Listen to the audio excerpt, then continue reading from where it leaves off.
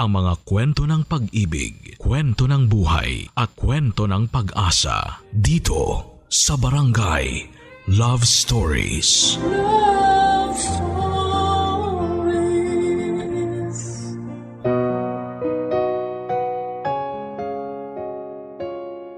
Ang pagbuo ng pamilya ang isa sa mga nakakasabik na parte ng buhay ng tao.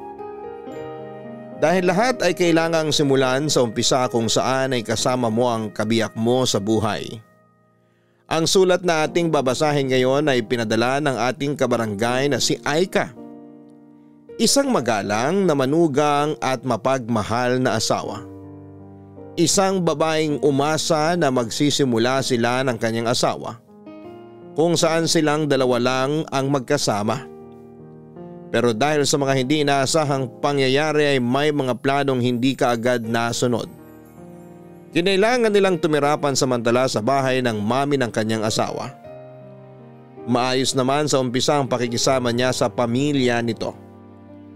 Pero para kay Aika, iba pa rin ang nakabukod silang mag-asawa. Dumating naman ang oras na nagawa nilang bumukod ng bahay pero nandun pa rin ang pakiramdam na parang nakatali pa rin sila sa pamilya nito. Paano nga ba makukumbinsi ni Aika ang asawa niya na mag-focus ito sa kanilang pamilya? May mali nga ba sa gusto niyang mangyari para sa kanilang pamilya? Masyado na nga ba siyang nagiging makasarili? Gusto mo na bang malaman kung bakit mas pinili ni Aika na bumukod silang mag-asawa ng bahay? Handa ka na bang mainis at maiyak sa kwento ng buhay niya? Minsan ba ay nakasamaan mo na rin ang loob ang pamilya ng kapareha mo? Nagawa mo bang makipag-ayos sa kanya? Si Aika kaya? Paano niya pinili ang desisyon na gagawin niya para sa kanyang sariling pamilya? Malalaman natin ang landas na pinili niya dito sa mga kwento ng pag-ibig, buhay at pag-asa sa nangungunang Barangay Love Stories. Matagal ko ng pangarap noon na magkaroon ng sariling bahay kung saan ay makakasama ko ang pamilya ko. Yung pamilya ko na nagsimula at nabuo ng dahil sa wagas na pagmamahalan. Pero hindi naging madali para sa akin bago ko natupad ang pangarap na yon. Napakarami ko ring pinagdaan ng pagsubok para lamang masabi ko na tuluyan na kaming naging masaya ng pamilya ko.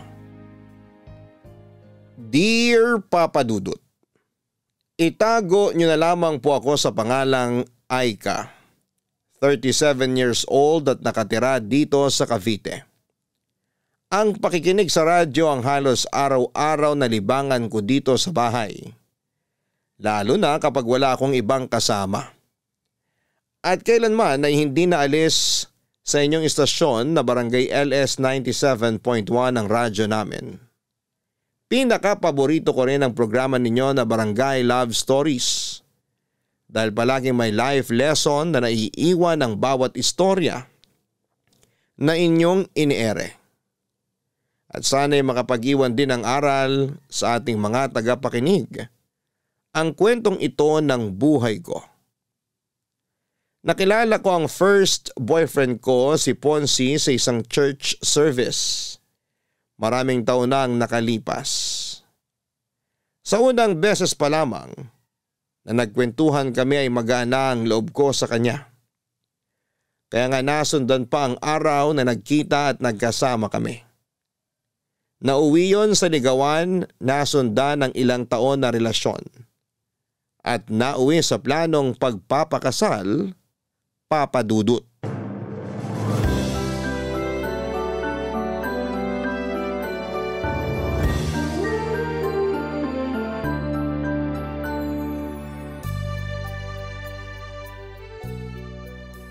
Naayos mo na bang listahan para sa invitation card na ipapaprint natin, mahal? Oo, ayos na yun. Na-double check ko na rin kagabi yung listahan. Sige, isasabi ko na sa pag-send ng email mamaya dun sa supplier na nakuha natin. Okay. Mahal, tumawag nga pala yung pinsan ko. Nagre-request siya na kung pwede raw tayo magdagdag ng vegetable dishes sa menu natin sa reception. Vegetarian kasi siya. Walang problema. May mga seafood din naman akong pinalagay sa menu para sa reception natin.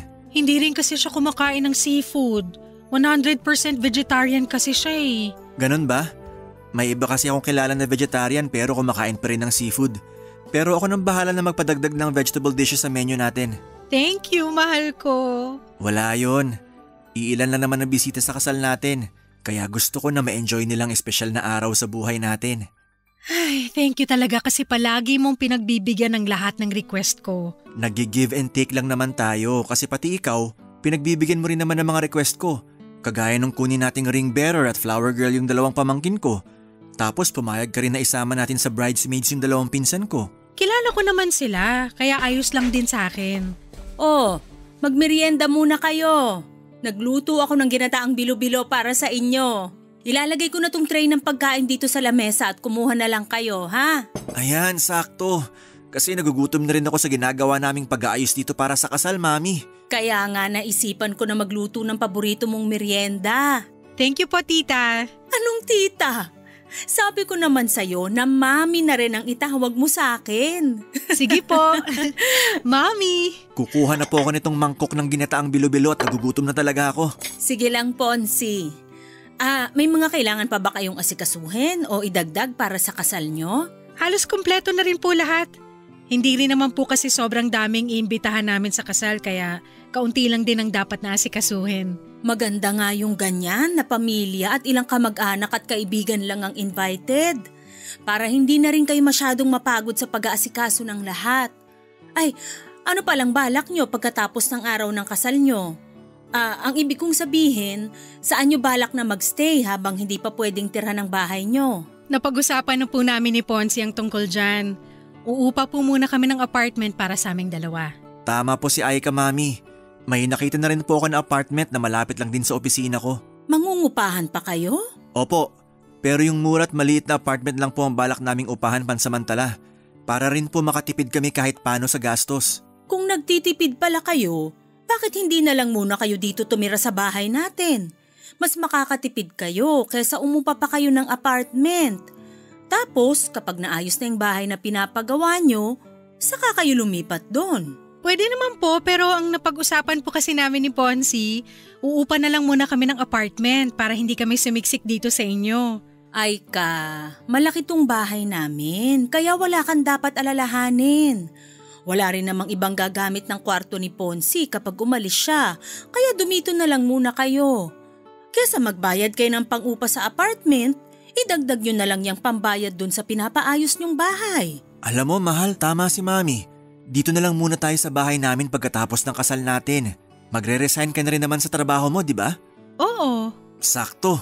Hindi ka mabobore dito sa bahay kasi makakasama mo si Mami at ang mga kapatid ko kapag nasa trabaho na ako. Ano, ayos lang ba sa'yo? Sige, ayos lang. Walang problema sa akin, mahal. Papadudot ilang buwan ding nanligaw noon sa akin si Ponsi. Siya pa nga nagsabi na gusto niyang makilala ang mga magulang ko na noon ay nakatira sa Bulacan.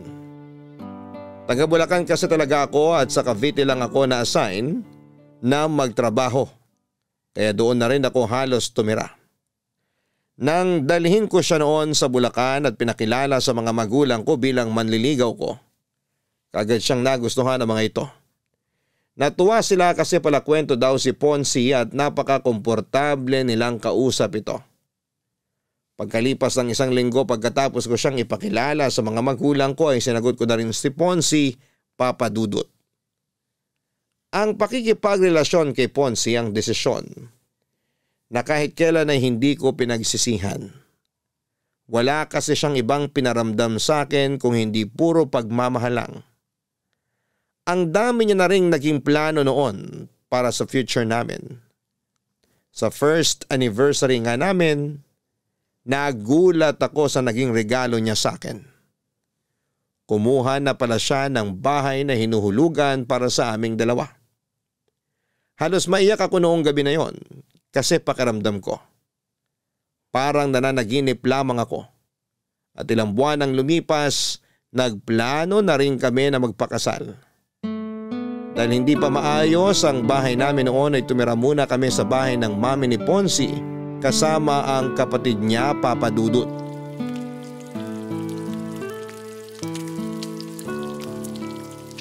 Ayan, malapit nang maluto tong piniprito kong itlog. Ang bango naman ng niluluto ng asawa ko. Anong mabango rito? Pritong itlog lang to. Hindi pala yan yung mabangong naaamoy ko. Ikaw pala yun, kaya pala lalo ako nagugutom. Paamoy nga ulit ako sa asawa ko. Mahal, tigilan mo nga yung pag-amoy na ginagawa mo sa leeg ko. Baka umuwi na si Mami at makita niya tayo. Ano naman kung makita tayo ni Mami? Mag-asawa naman tayo eh. Mahal, nakakahiya pa rin. Tsaka amoy pawis na ako kasi ang dami kong niluto para sa almusal natin. Ang aga mo ngang nagising, mahal. Hindi na kita na malayang umalis sa tabi ko. Naghihilig ka pa kasi kanina nung magising ako. Tapos ayan, nakapagluto na ako ng tosino, sinangag at itong mga sunny side up egg. Teka, ilalagay ko lang tong luto ng itlog sa plato. Napakasipag naman talaga ng mahal ko. Pero nahirapan ka bang makatulog dahil sa paghilig ko? Hindi ka naman malakas humilik, mahal. Huwag ka mag-alala. Akala ko napupuyat kita dahil sa lakas ng hilik ko eh. May oras na nagigising ako sa madaling araw pero nakakatulog din naman ako kagad. Kapag gano'n na nagigising ka ng dahil sa hilik ko, tapikin mo lang ako kahit sa braso. Kahit ilang tapik pa hanggang sa maalimpungatan ako tumigil sa paghilik. Basta wag mo lang akong sasampalin ng malakas ha. Grabe ka naman. Hindi ko naman kailangan gawin na sampalin ka pa para lang huminto ka sa paghilik mo. Baka lang kasi naiinis ka kasi nga napuputol yung sarap ng pagtulog mo. Nasanay naman na ako kaya hindi mo kailangan na mag-alala ng ganyan. Masasanay ka talaga kasi araw-araw na tayo magtatabi sa kama. Teka, magbabanyo lang pala muna ako. Sige, patapos naman na ako rito. Ipagtitimpla na rin kita ng kape mo. Okay na siguro tong 5 pritong itlog para sa amin? Ilalagay ko na sa lamesa tong plato ng mga pinrito kong itlog. Ang bilis namang uminit sa labas ngayon, oh. Oh, Aika. Hi, Mami! Saan po kayo galing? Sa Zumba session sa may clubhouse. Kapag ganitong araw ng linggo, maaga talaga akong pumupunta doon para magpapawis. Kaya po pala nung gumising ako kanina, nakita ko po kayong lumabas ng bahay. Oo, maaga rin kasi talaga kaming nag-uumpisa para hindi gaanong abutan ng sikat ng araw. Kung gusto mo, pwede ka ring sumama sa akin doon. Magandang exercise ang Zumba para sa katawan natin. Naku, wala po akong hilig sa mga Zumba o exercise pero sige po. Sasama po ako minsan kapag sinipag ako. Sakto rin po ang uwi niyo kasi katatapos ko lang po magluto ng almusal natin. Naku, hindi pala kita nasabihan tungkol sa almusal ng mga anak ko. Bakit po? May mali po ba sa niluto ko? Ay, yung dalawang nakababatang kapatid kasi ni Ponsi, magkaiba sila ng gustong luto sa itlog.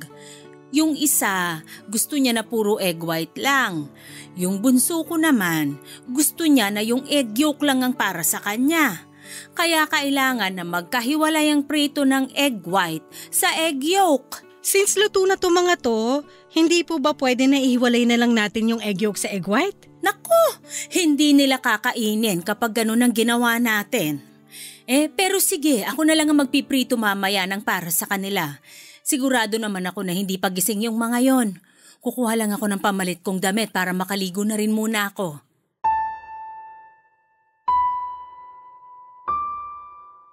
Papadudot pangalawa sa 4 na magkakapatid ang asawa ko. Ang ate niya ay wala na sa bahay dahil may sarili ng pamilya na nakatira sa ibang bansa. Ang 2 mas nakababata niyang kapatid ay nag-aaral pa noon sa kolehiyo. May kayang pamilya ni Ponsi dahil maraming negosyo ang mami niya. Malaki rin ang bahay nila kaya may sarili kaming kwarto ng asawa ko. Pero sa totoo lang, ayoko sa ideya na doon muna kami mag-stay sa kanila pagkatapos ng kasal namin. Ang gusto ko kasi talaga ay magkaroon kami ng solong bahay ni Ponsi. Kaya nga naiyak ako sa tuwa noong malaman ko na kumuha na si Ponsi ng bahay para sa aming 2. Isang foreclosed na bahay ang nakuha ni Ponsi. Pero marami ang kailangang ayusin doon. Kaya medyo natagalan talaga ang pag-aayos niya doon. Kaya naman wala akong naging choice kung hindi ang pumayag na doon muna tumira pansamantala sa bahay ng mami niya pagkatapos ng kasal namin. Magkasundo naman kami ng mami ni Ponzi, Papa Dudut. Hindi lang talaga ako sanay na maraming kasama sa bahay. Siguro kasi solong anak ako ng mga magulang ko. At nang lumipat ako sa Cavite para magtrabaho ay solo ko rin ang apartment na tinitirhan ko noon. Pero nang tumira ako sa bahay ni Ponzi, sobrang nanibago ako, Papa Dudut. Ang dami kasi namin sa bahay at hindi rin ako sanay na may ibang tao na inaasikaso. Tapos ay pumayag pa ako na mag-resign sa trabaho kaya palagi lang talaga akong nasa bahay. Advice din kasi ng OB ko na tutukan ang pag-aalaga sa katawan ko para mabigyan ko na kaagad ng anak ang asawa ko. Ang sabi naman ni Ponce, pansamantala lamang yon. Sa oras na maging tuluyan ng maayos na ang sariling bahay namin, lilipat na kami kaagad doon. Kaya naman wala akong nagawa kung hindi ang sumang-ayon na lamang sa kanya. Iniisip ko na lamang na maswerte ako kasi mabait ang biyenan ko. Hindi siya yung kagaya ng mga napapanood ko sa teleserye kung saan ay nagiging kontrabida ang mga biyenan. At ginagawa ko na lang ang lahat ng makakaya ko para pakisamahan lahat ng mga tao sa bahay ni Ponzi, Papa Dudut.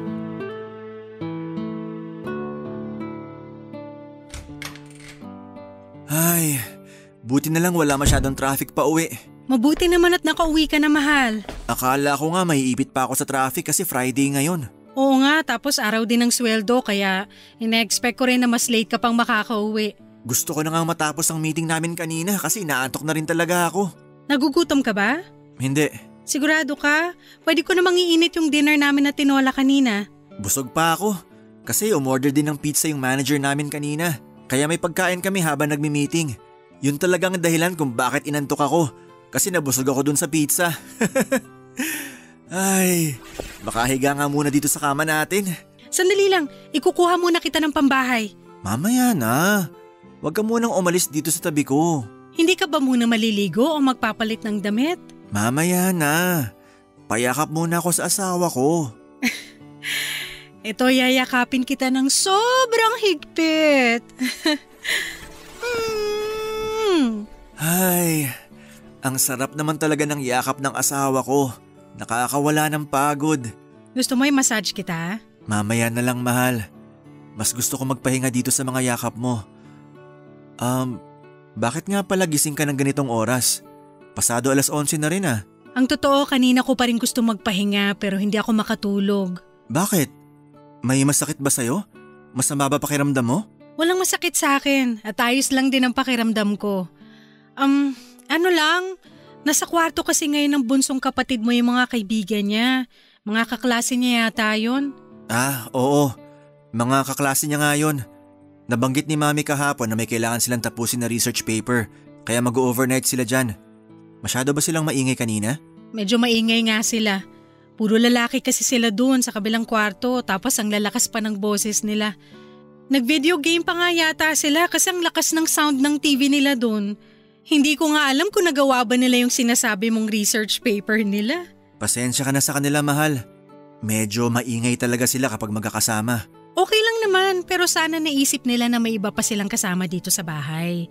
Katabi pa naman natin yung kwarto nila kaya rinig ko talaga yung mga ingay nila. Gusto mo ba nakausapin ko yung kapatid ko bukas? Wag na, hindi naman na kailangan kasi tumahimik naman na sila bago ka dumating. Tsaka hindi lang siguro ako sanay na may ganun kaingay sa gabi. Siguro nga, mahal.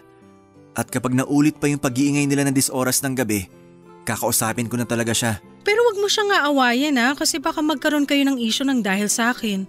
Oo, hindi ko gagawin yan. Alam mo naman kung gaano ako kahinahon kapag may gusto akong ayusin na gusot sa ibang tao. Pwede rin naman nasanayin ko na lang muna ang sarili ko sa ingay nila. Minsan lang naman sila pumunta dito sa bahay, 'di ba? Kapag sem break nila, mas madalas sila dito sa bahay, mahal. Ganun ba? Sige, mukhang kailangan ko na rin talagang masanay sa ingay nila. Pasensya na talaga, mahal. Basta kapag naulit pa to, kakausapin ko ng kapatid ko para hindi nila maistorbo ang pagpapahinga mo. Papa Dudut, bukod sa naninibago ako dahil may mga ibang kasama kami sa bahay, nahirapan din akong makisama sa mga kapatid niya. Dahil mga estudyante pa sila ng panahon na yon. Nakakalimutan nilang may iba silang kasama sa bahay na hindi sanay sa ingay nila. Madalas akong napupuyat lalo na kapag nag-i-sleep over ang mga kaibigan ng kapatid niya sa bahay. Hindi ko nga alam kung paano nakakatulog kaagad si Ponsi kahit maingay sa bahay. O baka dahil sanay na siya sa mga ganong ingay ng kapatid niya at mga kaibigan nito. Bukod doon ay nagiging issue ko rin ang pagiging makalat ng mga ito sa bahay. Lalo na kapag wala pang biyanan ko. Ayoko kasi talaga na makalat sa lugar kung saan ako nakatira. Kaya mabilis na umiinit ang ulo ko kapag nakikita ko na wala sa tamang lalagyan ng mga sapatos o tsinelas na ginagamit nila. Pati na ang pagliligpit ng pinagkainan nila ay madalas na ako ang gumagawa. Kasi kung hindi ko gagawin yon ay tatambak lamang yon sa lababo hanggang sa hapunan. Pero tiniis ko na lamang ang lahat ng yon bilang pakikisama sa kanila. Hanggang sa dumating ang panahon na sa wakas ay nagdalang tao na rin ako, Papa Dudut. Ang sarap talaga nitong ginataang tulingan na luto nyo, Mami. Tama po si Ponsi. Isa po to sa pinakapaborito ko na niluluto nyo. Mabuti pa kayo, gusto nyo yung ginataang tulingan ko. Yung dalawang kapatid kasi ni Ponsi, nag-order pa ng pagkain para doon kainin sa mga kwarto nila. Hindi kasi talaga nila gusto kapag yan ang niluluto ko. Kaya po pala hindi sila sumabay sa atin na maghapunan. Nung nakita nila kaninang naglilinis ako nitong isdang tulingan, sinabi kaagad nila na o-order na lang sila ng pagkain nila. Ang sabi ko nga, ipagpiprito ko na lang sila ng manok pero ayaw din nila. Baka po may iba rin silang trip na kainin sa hapunan, Mami. Mukhang ganun na nga. Nakita ko na burger at fries ang in-order nilang pagkain. Mabubusog po ba sila sa mga in-order nila na pagkain? Ganun talaga ang dalawang yun, mahal. Kapag hindi nila trip ang ulam, matik na burger at fries ang i-order nilang pagkain. Sa kanilang magkakapatid, yung dalawang yun talagang pinakapihikan pagdating sa pagkain. Ayaw nila ng may gata o magulay na pagkain. Madalas ang gusto nila mga inihaw o piniritong karne ng manok at baboy. Di ba ganun din si Daddy? Nakwento niyo po dati? Oo, doon talaga sila sa daddy mo nagmana na hindi rin palakain talaga ng gulay. Buti na lang po mahilig sa gulay si Ponsi. Mabuti na lang at sa akin siya nagmana pagdating sa bagay na yon kahit na hindi ko siya kamuka. Ay, kamusta nga pala yung check-up mo kanina? Maayos naman po, Mami.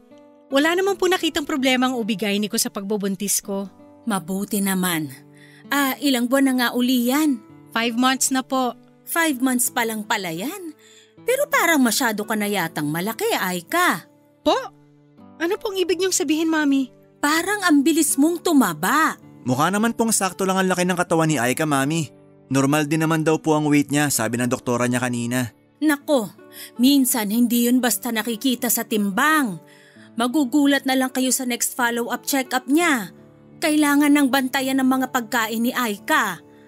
Nung magbuntis kasi ako, hindi talaga ako lumobo ng sobra. Halos tiyan ko na nga lang ang lumaki sa akin nun. Nakita ko nga po yung ibang picture nyo nung pinagbubuntis nyo yung bunsong kapatid ni Ponsi.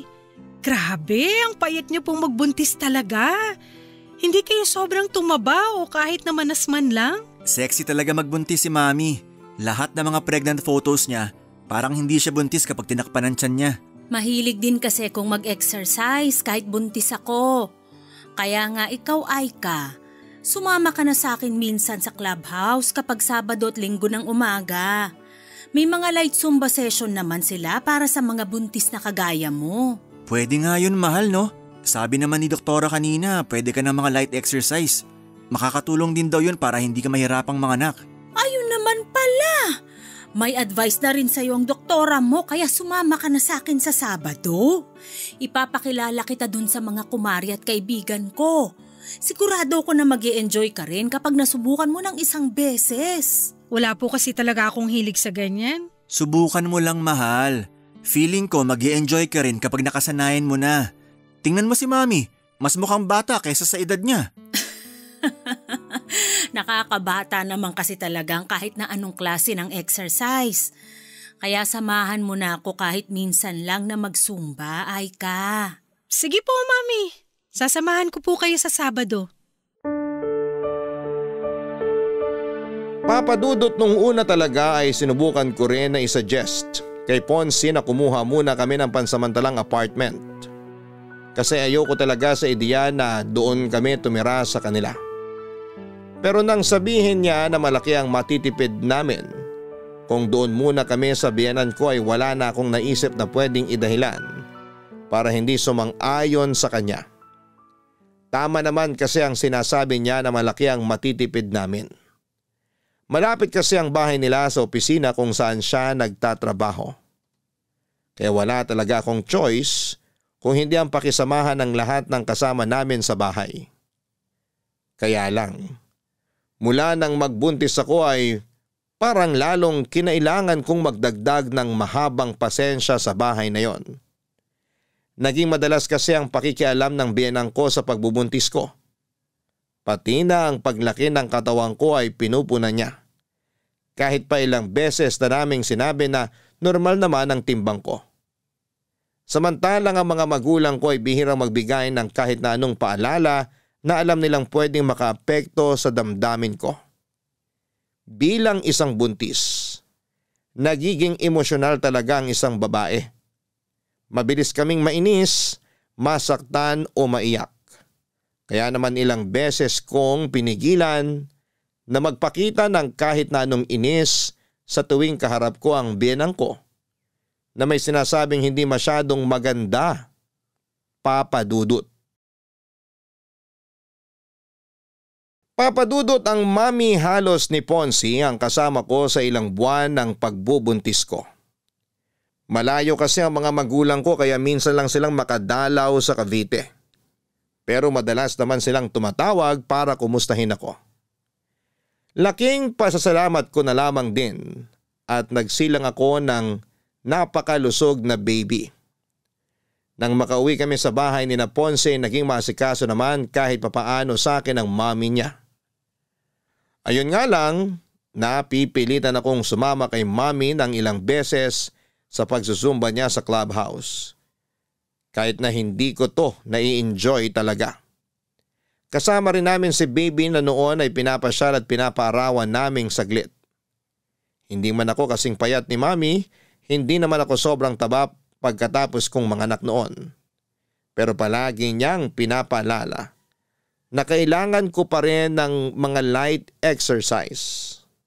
Tapos may mga oras pa na naiistorbo ng ingay ng mga kapatid niya ang pagpapahinga ko dahil sa ingay kasama ng mga kaibigan nito.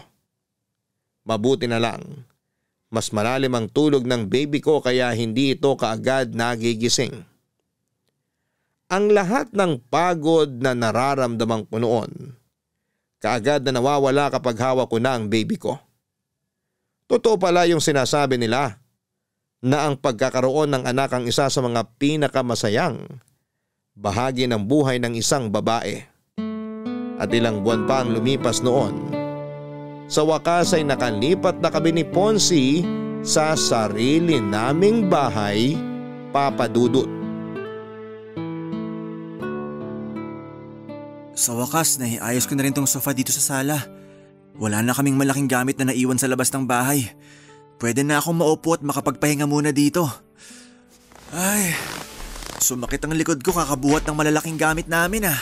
Mahal, ito na ang kape at banana bread. Magmerienda ka muna. Ilalagay ko na sa lamesa tong merienda natin ha, kumuha ka na lang. Sakto mahal, nagugutom na rin talaga ako. Ang ganda ng pagkakaayos mo ng mga gamit dito sa sala, mahal. Mabuti at nagustuhan mo ang pagkakaayos ko dito. Oo, sakto ang pwesto nitong sofa at yung lamesa dito sa sala. Pati na yung TV stand dyan sa harapan natin. Relaxing ang pwesto ng panonood natin habang nakaupo tayo dito sa sofa. Ang bibigat nga din ng mga gamit na pinaasa ko kanina. Lalo na tong sofa. Sabi ko naman sa'yo, huwag muna tayong bumili ng malalaking gamit kanina sa mall. Ayos lang. Kasi importante na malagyan na ng mga gamit ng bagong bahay natin. Kaya pinagsabay-sabay ko nang bilhin kanina itong mga furniture at ibang appliances. Mahal, ang sarap nitong banana bread ah. Saan mo binili to? Diyan lang sa labas. Buti nga may malapit na bakery dito sa bahay natin. Hindi ako mahihirapang bumili ng pang-almusal o merienda natin. Mukhang masarap din yung iba nilang tinda na tinapay dun. Tapos may malapit din na sari-sari store na halos katapat lang ng bakery na nakita ko. Sakto. Hindi mo na kailangan pumunta sa malayo para makabili ng mga pagkain at iba pang kailangan dito sa bahay. Oo, kina mami kasi ang layo ng mga tindahan mula sa bahay nila. Kaya hindi ako masyadong nakakalabas noon. Kaya nga kapag nag-grocery si mami, maramihang supply na talaga ng pagkain at iba pa niyang kailangan ng binibili niya. Ayaw niya rin kasing lumabas-labas ng bahay kasi malayo talagang tindahan dun sa bahay eh. Sa bagay, nakakatamad talaga na maglakad ng malayo kung toyo o suka lang naman ang bibilhin mo. Mahal. Pasensya na pala kung hindi na ako nakatulong sa pag-aayos dito sa sala. Ang tagal kasi bago nakatulog ni baby sa kwarto. Ayaw niyang tumigil sa pag-iyak mula nang makauwi tayo galing sa mall. Narinig ko nga. Mukhang naninibago pa rin siya hanggang ngayon dito sa nilipatan natin. Pangatlong araw pa lang din kasi natin ngayon, kaya sigurado kung nakakaramdam pa rin siya ng pagbabago sa paligid niya. Pero grabe, ang sarap sa pakiramdam na nakatira na tayo sa sarili nating bahay. Simula pa lang to, mahal. Simula pa lang to ng pagtupad natin sa mga pangarap natin. Oo, sa wakas. Mas nararamdaman ko nang naaabot natin ang mga plano at pangarap natin. Pasensya na, mahal, kung medyo na-delay ng konti ha. Hindi mo kailangang humingi ng pasensya. Dahil alam ko naman na ginagawa mo ang lahat para sa pamilya na to. Basta babawi ako sa inyo ng anak natin, mahal. Ito na ang totoong simula ng pagtupad ko sa mga pangako ko sa iyo bilang asawa mo.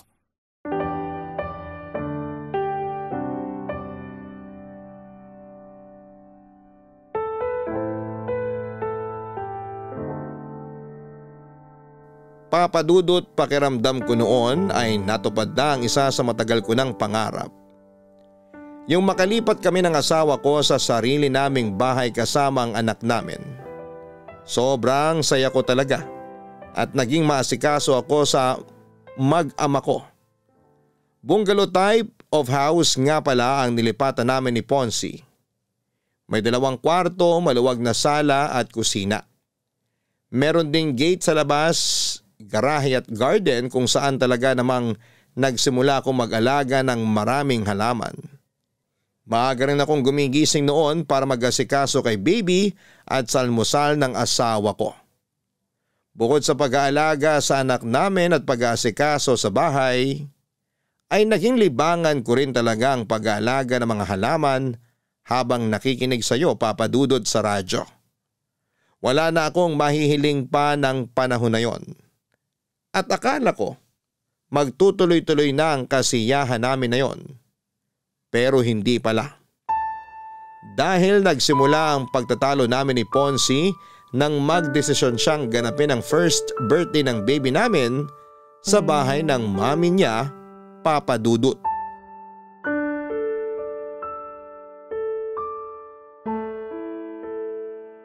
Ang dami namang hugasin dito sa lababo. Makapaghugas nga muna.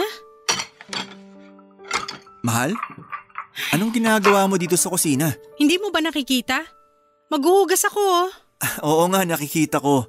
Ang ibig kong sabihin, bakit ikaw ang gumagawa niyan? Nakita ko kasi natambak yung mga hugasin dito sa lababo kaya inasikaso ko na.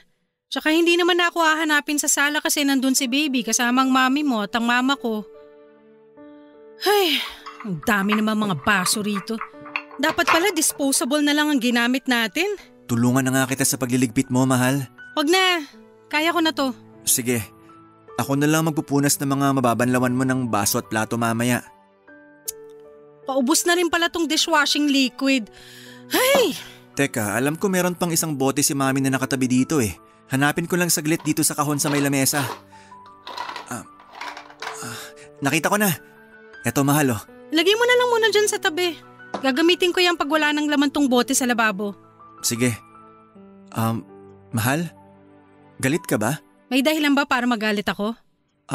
Hindi ko alam. Parang wala naman. Wala naman pala. So bakit mo natanong kung galit ako? Mahal, ano ba talagang problema? Sabihin mo na sa akin. Wala akong problema. Ano ngang kinakagalit mo? Okay, sige. Hindi ako galit, mahal. Medyo naiinis lang ako. Naiinis ka saan? Hindi mo ba talaga alam kung saan ako naiinis? Dahil ba to sa birthday party ni baby na dito natin ginawa sa bahay ni Mami? Hindi na ako magsisinungaling. Oo ang sagot ko sa tanong mo na yan. Akala ko ba okay lang sa'yo? Paanong hindi magiging okay sa akin? Nakapagdesisyon ka na. Pasensya na mahal. Akala ko kasi ayos lang talaga sa'yo. Mahal, alam mo kung gaano ako ka-excited na makalipat na tayo sa wakas sa sarili nating bahay. At akala ko ganun ka rin, na masaya ka rin kasi may sarili na tayong bahay. Masaya naman ako. Sino bang may sabing hindi? Kung talagang masaya ka, bakit kailangan mo pang pumayag na dito mag-celebrate ng first birthday si baby? Mahal, first birthday to ng anak natin. Alam mo ba kung gaano kahalaga yun? Sina mama at papa nga kanina pa nagtatanong kung bakit hindi raw tayo nag-celebrate sa bahay natin. Akala nila, kaya tayo lumipat tong nakaraang buwan para saktong dun tayo mag-celebrate sa bahay natin. Pero hindi.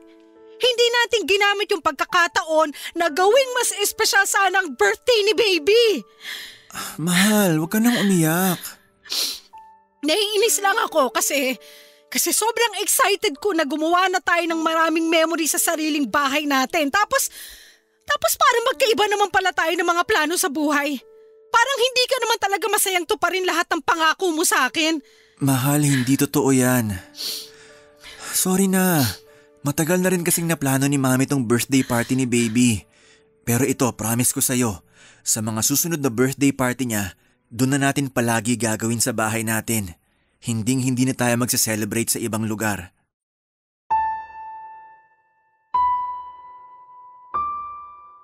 Papadudot bago pa man sumapit ang first birthday ng baby namin ni Ponsi ay marami na kaagad akong naisip na plano noon. Gusto ko na gawing espesyal ang first birthday party ng baby namin. At syempre gusto ko na gawin yon sa bahay namin. Pero 2 linggo bago ang araw na yon, nag-dinner kami sa bahay ng biyenan ko. Nagulat ako nang alokin ni Mami si Ponsi na doon sa bahay niya ganapin ang first birthday party ni baby. Pero mas nagulat ako nang pumayag kaagad si Ponsi sa sinabing yon ng mami niya.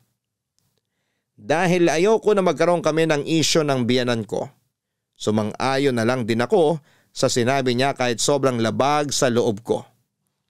First birthday kasi yon ng baby namin at naniniwala ako na dapat doon yon ganapin sa sariling bahay namin. Nang dumating nga noon ang mga magulang ko sa first birthday party ni baby, pasimple silang nagtanong kung bakit hindi sa bahay namin ginanap ang party na yon. Sinabi ko na lang na matagal nang napagkasunduan ni na Ponsi at ng biyanan ko na ganapin yon sa bahay nila, Papa Dudut. Papa Dudut, nagkaayos din naman kaagad kami ni Ponsi noon. Nangako kasi siya na sa mga susunod na birthday celebration ni baby ay doon na yon gaganapin sa bahay namin. Naintindihan niya naman daw ang point ko na gusto kong mas maramdaman ang pagsisimula namin bilang isang pamilya. At hindi namin magagawa yon kung halos araw-araw kong dumalaw sina Mami sa bahay namin. Mabuti na lamang at nabawasan na ang oras ng pagbisita niya nang minsang magkasakit ang bunsong kapatid ni Ponsi na kinailangan itong asikasuhin. Napapansin ko na rin noon na may mali sa asawa ko. Siguro maliit na issue lamang yon pero napapadalas na ang pagtatalo naming dalawa. Ayoko pang aminin noon pero napapansin ko nang may pagkamamas boy si Ponsi. Hirap na hirap siyang tanggihan ang mga request ng mami niya. Hindi naman sa nilalayo ko siya sa pamilya niya. Pero meron na kasi kaming sariling pamilya. Pamilya na dapat ay mas tutukan niya, Papa Dudut. Mukhang mas okay na tong pagkakaayos ko sa Christmas tree namin. Mas naging makulay na siya dahil sa mga dinagdag ko na decoration. Sa wakas natapos din ako maglinis ng kotse sa garahe. Mahal, tignan mo tong Christmas tree natin. May napansin ka ba? Parang naging mas makulay siya. Dinagdagan ko kasi yun ng mga decoration. Naglagay ako ng gold ribbon dito sa may bandang ibaba. Silver snowflakes dito sa gitna. At mga red flashball dito sa bandang itaas. Yung unang pagkakaayos ko nito, puro flashball at maliliit na bell lang ang nakasabit eh. Kaya namili ako ng mga pandagdag na decoration. Kaya pala mas naging buhay ang dating nitong Christmas tree natin. Talaga? Mas gusto mo ba to kaysa sa unang pagkakaayos ko nito ng isang linggo? Oo, mahal. Mas gusto kong pagkakaayos mo ngayon dyan sa Christmas tree. Ay, mabuti naman. Parang pang-apat na beses ko na yatang inaayos ang mga decoration nito. Napansin ko nga yan. Na palagi kang may napapansin sa mga decoration na nakasabit dyan. Gusto ko kasi na sobrang ganda nito lalo na sa Pasko. Yun din naman ang gusto ko, mahal. Kaya nga sobrang thank you sa effort na ginagawa mo para mas mapaganda pa ang Christmas tree natin. Wala yun. Siyempre excited lang talaga ako na mag-celebrate ng first Christmas kasama si baby. Nabalot ko na nga rin pala yung mga regalo natin para sa ibang inaanak natin. Nandyan na rin sa ilalim ng Christmas tree. Parang ang daming regalo nito ah. Hindi pa nga kumpleto yan eh kasi may mga regalo pa ako na hindi napabalot. Yung mga regalo natin sa mga pamangkin natin at mga kapatid mo. Mabuti na lang talaga at maaga tayong nakapamili. Ayoko rin kasi talaga nang nakikipagsiksikan sa mga tao sa mall. Kahit alam ko na mas malaki ang discount kapag malapit ng Pasko, hindi pa rin tayo pupunta doon. Mas pipiliin ko pa rin yung araw na makakapamili tayo ng wala masyadong stress. Ay naku, ako rin. Ayoko na masyadong stress kapag namimili tayo lalo na't kasama natin si baby. Naalala ko tuloy nung tuwang-tuwa siya habang nasa mall tayo. Ang dami niya kasing nakikita na bago sa paningin niya. Kaya dalasan natin ng pamamasyal para hindi siya manibago sa tuwing lalabas tayo. Mabuti naman at naisip mo yan. Dahil plano ko na ring sabihin sa'yo yan. O nga pala, bukod sa buttered shrimp, smoked salmon pasta at graham de leche, ano bang request mo na iluto ko para sa Noche Buena natin? Okay na yun, mahal. Ang dami na nga nung mga binanggit mo eh. 3 klaseng pagkain lang yung sinabi ko. Oo, alam ko. Pero hindi mo na kailangan damihan ng iluluto mo. Sigurado kasi ako na marami ring iluluto si Mami para sa Noche Buena. Baka hindi na natin matikman lahat kung dadamihan natin ng dalang pagkain sa bahay niya. Teka, tama ba ang pagkakaintindi ko sa sinabi mo, mahal? Doon tayo magno-Noche Buena sa bahay ni Mami? Oo, mahal. Hindi ko na kasi natanggihan si Mami nang mag-request siya sa akin. Alam ko na dapat first Christmas natin to ngayon dito sa bahay natin. Pero pagbigyan na natin si Mami kasi dito naman natin sa bahay sasalubungin ng bagong taon.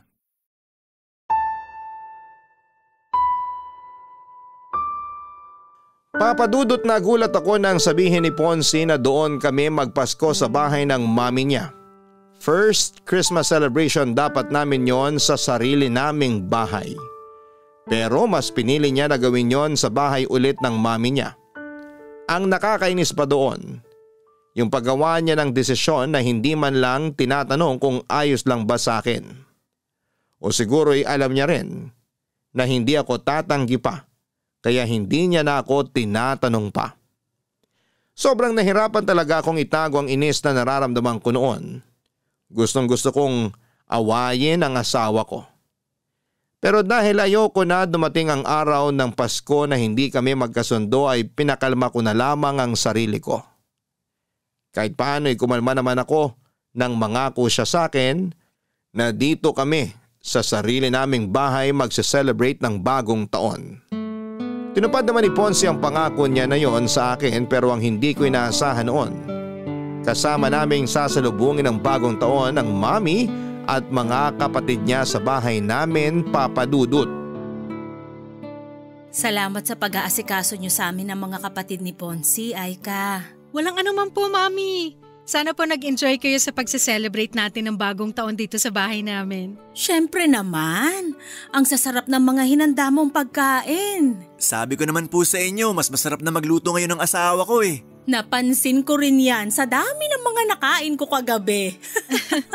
Masarap din po yung mga dala niyong pagkain. Ang dami pa nga pong natira dito sa amin. Ayaw niyo po ba talagang dagdagan yung pagkain na iuuwi niyo sa bahay niyo? Oo nga po, Mami. Ang dami pa pong pagkain na natira dito sa amin. Ayos na yung mga binalot ko kanina at nilagay sa kotse. Alam nyo namang napakaselan ng dalawang kapatid mo. Kapag alam nilang nakailang init na yung pagkain, nawawala na sila ng gana. Grabe, ang seselan nga po talaga ng mga yan sa pagkain. Kaya nga hindi rin talaga masyadong madami ang niluluto ko para hindi masira at masayang sa bahay namin. Aika, sigurado ka ba na ikaw nang bahala sa lahat ng kalat at ligpitin na naiwan namin sa bahay nyo? Opo, Mami. Kayang-kaya na po namin ni Ponce yun. Pasensya na at medyo naging makalat yung dalawang anak ko ha. Ayos lang po. Tuwang-tuwa naman si Baby sa kanilang dalawa kagabi. Oo nga po. Hanggang ngayon ang himbing ng tulog ni Baby sa kwarto namin. Namiss lang din ng mga kapatid mo yung anak mo. Kaya dalas-dalasan nyo sana ni Aika ang pagdalaw sa bahay. Sige po, Mami. Basta maluwag ang schedule ko, dadalaw po kami sa inyo. Mabuti naman kung ganon. O sige, pupunta na ako sa sasakyan namin at baka naiinip ng mga kapatid mo doon. Salamat uli Aika ha. Happy New Year sa inyo.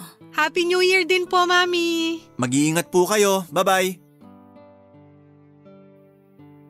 Ako na magsasara nitong gate. Sige, mauna na akong pumasok sa loob ng bahay. Unahin ko munang linisin itong mga nagkalat na unan at kumot dito sa sala. Mahal, ako na lang magliligpit ng mga pinagkainan natin sa lababo. Ikaw ang bahala. O gusto mo unahin ko munang ayusin ang mga kalat sa garden? Ang sabi ko, ikaw na ang bahala, di ba? Hindi mo naman kailangan magtaas ng boses, mahal. Tanong ka pa kasi ng tanong. Pwede naman gawin na lang kung anong gusto mong unahin. Kasi yun naman lagi ang ginagawa mo, di ba? Wala ka naman talagang pakialam sa opinion ko o kahit ano pang sabihin ko. Mahal, alam mong hindi totoo yan. Mag-asawa tayo kaya… Kaya bigla ka na lang gumagawa ng desisyon. At hindi mo man lang tinatanong kung okay lang ba talaga sa akin. Tungkol ba to sa pagse-celebrate natin ng bagong taon kasama sina Mami? Oo! Ahika, tinanong naman kita tungkol doon at ang sabi mo, ayos lang nakasama natin sila na salubungin ng bagong taon. Ponce, tinanong mo yan sa akin nung nandyan na sa labas sina Mami. Alangan namang humindi ako at paalisin ko sila, di ba? Alam mo, akala ko talaga naiintindihan mo na ako pero hindi pala! Sorry. Akala ko talaga walang issue sa'yo na kasama natin ang pamilya ko. Wala naman talagang issue sa akin na makasama natin sila. Ang issue dito, hindi mo pinapaalam sa akin na maayos yung mga desisyon na ginagawa mo. Akala ko ba dalawa tayo sa relasyon na to? Pamilya tayo, di ba? Bakit hindi ko maramdaman yon? At bakit ayaw mo hayaan na makapagsimula tayo ng tayo lang ng anak natin? Ponce, hindi naman sa pinagdadamot kita sa pamilya mo. Pero sana naman, hayaan mo na makapagsimula tayo ng tayong tatlo lang ng anak natin. Yung tayong tatlo lang dito sa sarili nating bahay. At hindi natin magawa yon kung palagi tayo nakadikit sa mami mo. Yun lang naman ang hinihiling ko. At sana maintindihan mo kung bakit hinihiling ko to sa'yo. Papadudot bago dumating ang Mami at mga kapatid ni Ponce ay nakapagluto na ako ng handa para sa amin. Simple lang ang mga niluto ko kasi tatlo lang naman kami noon sa bahay. Yun pala ay mali ang inaasahan ko na mangyayari sa pagsalubong namin ng bagong taon. Nagulat na lamang ako ng bandang 8:00 ng gabi noon ay dumating ang biyenan at mga bayaw ko. Ang dami nilang dalang pagkain at doon pa lang, alam ko na kaagad ang plano nilang gawin. Nang makita ni Ponce ang pagtataka sa mukha ko ay ngumiti lang siya at sinabi niya sa akin na tumawag raw sina Mami para sabihin na on the way na ang mga ito papunta sa bahay namin. Kumbaga hindi na rin siya nakatanggi sa mga ito. Wala naman akong pinakitang hindi maganda sa Mami at mga kapatid ni Ponce ng gabi na yon. Kagaya ng dati pinilit ko na lang na pakalmahin ang sarili ko at pakisamahan sila. Pinilit kong gawing natural ang ngiti sa mga labi ko at ang tono ng boses ko sa tuwing kausap ko sila. At bago tuluyang sumikat ang araw kinabukasan ay nagpaalam na rin silang uuwi na sa bahay nila. Hanggang sa mga oras na yon, pinapakalma ko pa rin ang sarili ko.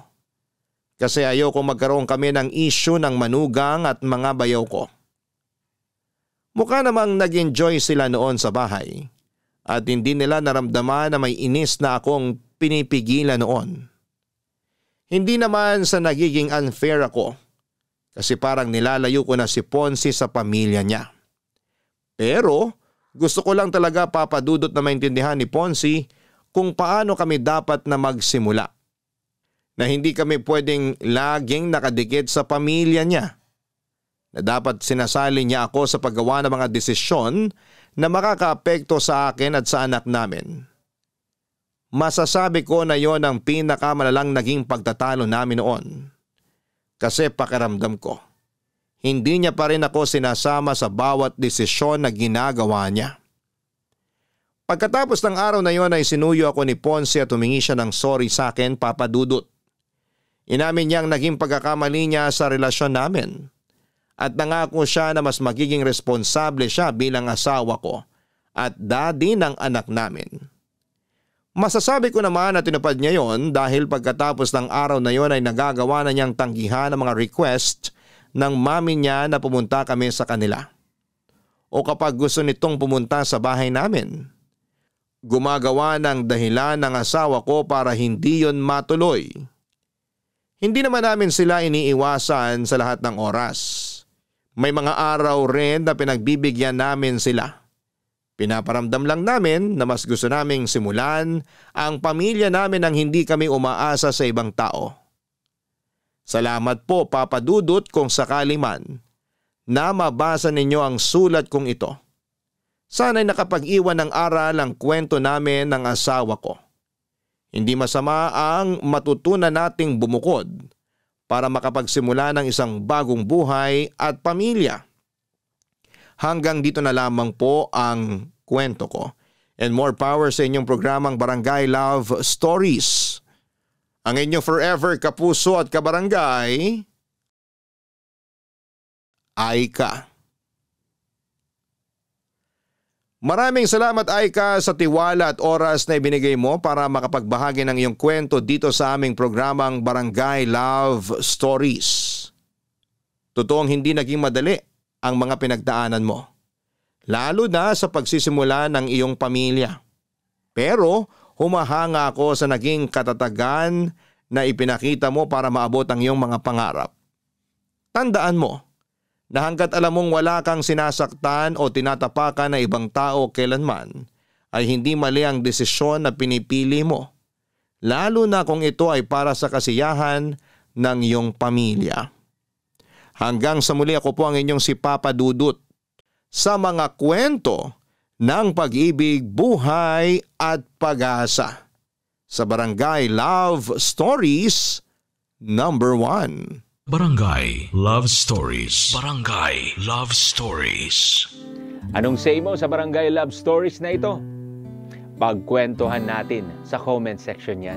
Sabay-sabay nating pakinggan ang iyong kwento ng pag-ibig, buhay at pag-asa. Ipadala lang sa barangaylovestories@yahoo.com.